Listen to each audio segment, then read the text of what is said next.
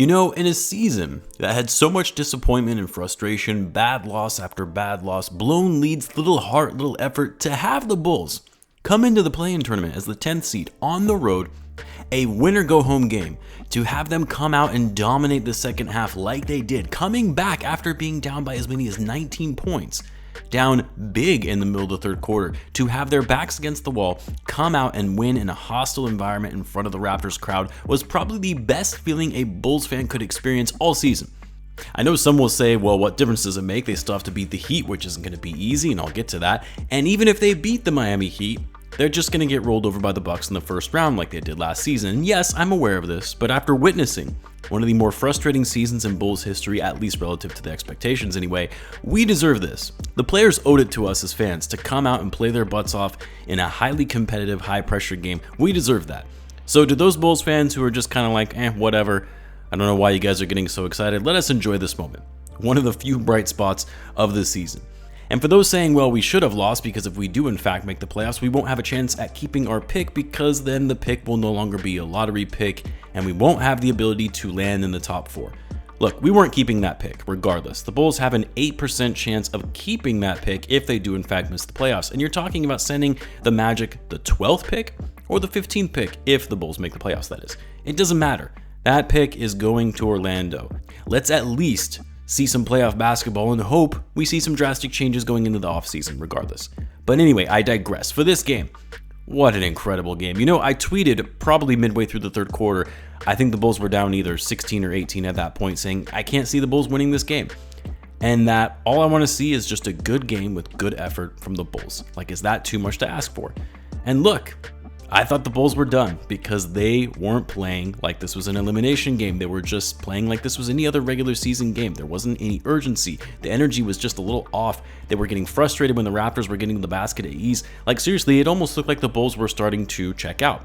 And I was fully prepared to accept that the season was over. But then something happened about 5 minutes left to go in the third when you had Zach Levine, who up until then wasn't having the best game. He was turning the ball over a lot, being pretty careless, poor shot selection. He was struggling and finishing at the rim, couldn't knock down threes, but midway through the third quarter, Zach Levine took it up a notch. It was after DeMar went to the bench in frustration and picking up those ticky-tack fouls, which, man, some of those calls in this game were just awful. But anyway, DeMar goes to the bench, and Zach just says, I'm going to take over. Now, normally, that has sometimes backfired for Zach Levine when he tries to do too much and play hero ball. But tonight, he was so calculated, so quick and efficient getting to the basket, was doing a great job handling the ball, drawing contact, still finishing despite the contact. This was Zach Levine's game. And I saw a lot of people on Twitter saying they needed to see a big game from Zach Levine. You know, have this be really his first game in a big game in a winner-go-home situation where he goes off and plays like a superstar. And he did that. Maybe not so much in the first half. Obviously, you'd like to see a more complete game from Zach overall, but he showed up when the Bulls needed it the most. 39 points, 12 for 22, got to the foul line often, was 13 for 15 from the stripe, 7 rebounds, 3 assists, and he was coming up with big shot after big shot and really single-handedly brought the Bulls back into the game in the third quarter. What a game and what a big moment for Zach Levine, who hasn't really seen a lot of postseason ball in his NBA career. DeMar DeRozan struggled a bit at times in the game, took some questionable mid-range shots that weren't really the looks you wanted to see, especially when the Bulls were making a run and coming back into the game, but he still managed to score 23 points, 7 rebounds, 3 assists, 10 for 19 shooting. But DeMar actually came up big in another way in this game that will probably get overlooked, and that's the fact that he let his 9-year-old daughter come to the game despite being hesitant about it because she had school. This girl was the real MVP of the game, screaming at the top of her lungs for every Raptors free throw. The Raptors missed 18 free throws in this game. 18 free throws. They shot 18 for 36, 50% from the line. The refs, who basically tried to hand the Raptors the game by awarding Siakam 3 free throws with 12 seconds left in the game, even though he clearly was not in the shooting motion, and the refs even changed the call after saying he wasn't in the act of shooting. Never seen anything like that late in the game anyway, especially in a game like this in a winner-go-home type environment. But Siakam missed 2 of the 3 free throws. Of course, I doubt that all of these misses were because of the screaming. These are professional basketball players. They know how to make free throws even with distractions, but you can't tell me the Raptors don't miss all 18 of those free throws if she wasn't in the crowd.